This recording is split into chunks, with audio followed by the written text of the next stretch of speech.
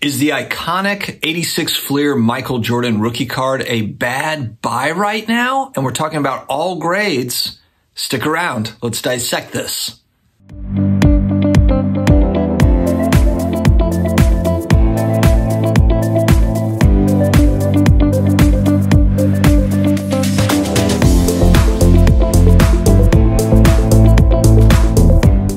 Hello to all my sports card collectors, investors, all of my collectibles friends. How are we? How are we doing? Today we're going to tackle a fairly taboo subject. What is this, a knock on the 86 Fleer Michael Jordan rookie card, one of the all-time great cards in the hobby? If you're new here or you've been around for a little bit and you're just trying to decide, let's go ahead and get on the team, man. Let's go ahead and jump on, hit that subscribe button below, the like button if you like what you hear, notification bells, all the bells and whistles below so that we can spider out these videos to the masses of card collectors / investors.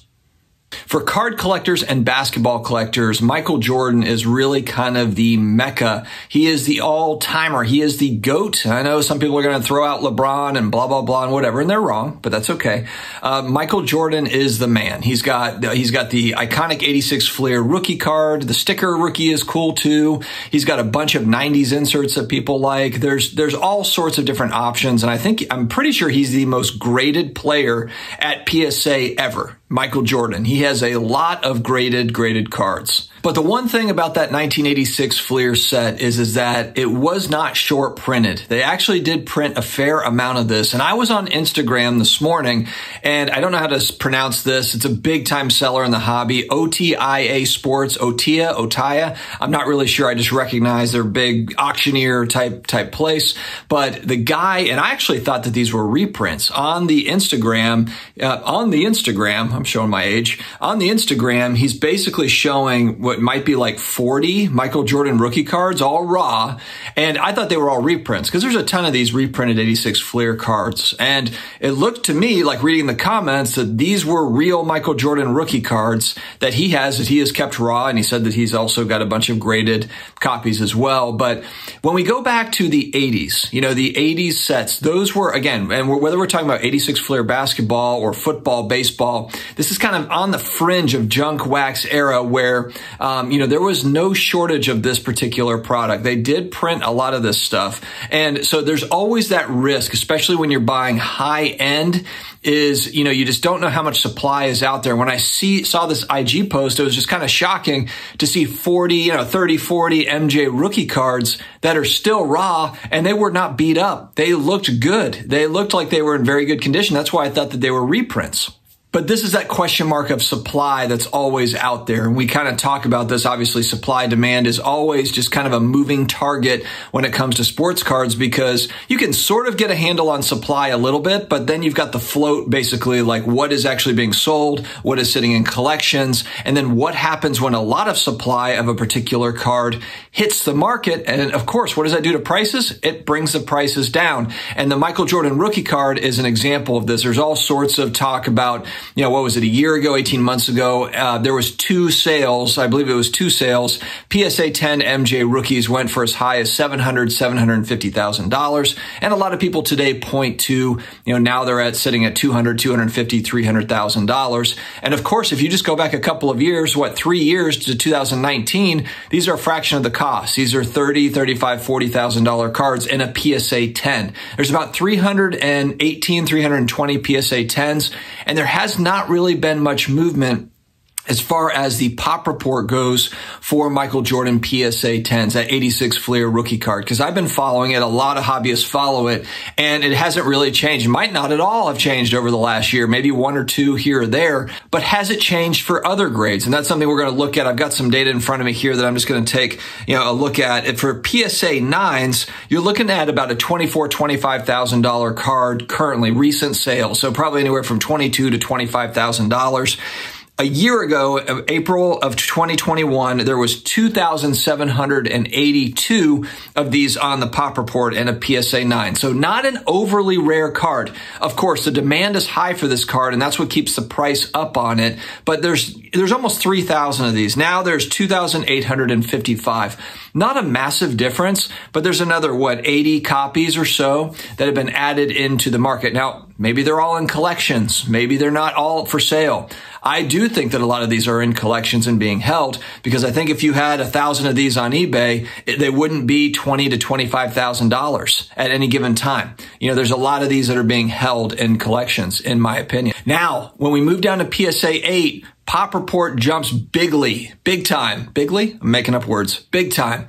7,909 of these a year ago, 429. Now there's 8,264, which again, a difference of 350 copies. It's not a huge difference, but it just shows you, though, the massive disparity between that PSA 9 and then the 8. They're definitely giving out that 8 way before they're giving out the 9 and the 10. And actually, I think this is actually fairly common in general with 80s cards, because I see this trend with PSA, and it might just be that a lot of them do fall into that near mint PSA 8.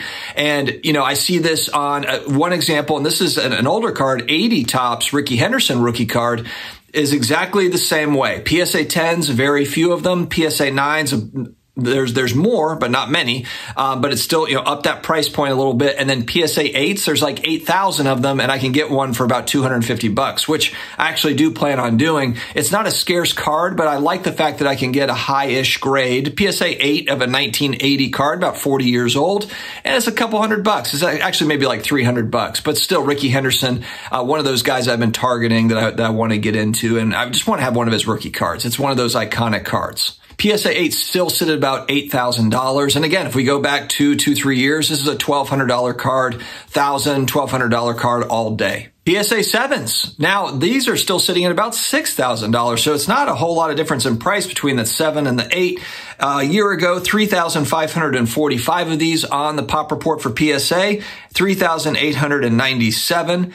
Currently. So again, it's about a few hundred more. And then also keep in mind too, guys, we've got BGS, we've got SGC, there's probably some in CSG holders, etc. So these aren't the only graded cards that are available. PSA 6, $4,500 currently. And again, 1,808 a year ago, 2,118 now on the population report. So with these 80s cards, man, you just see such a massive premium in price paid between the PSA 10, the 9, and the 8 is really kind of that upper echelon of grades. But man, there is such nuance between a 10, a 9, and an 8. I'm sure there's probably some 9s that look like they could be 10s, some 10s that look like they could be 9s, and then there's 8s that are probably borderline. And so even though we have seen these prices pull back from where they were, of course, first quarter of 2021, still head and shoulders above where they were a few years ago. And maybe that is the price discovery thing, that people are talking about. But I just want to bring attention to the fact that not an overly scarce card, iconic card that does have inherent demand, organic demand,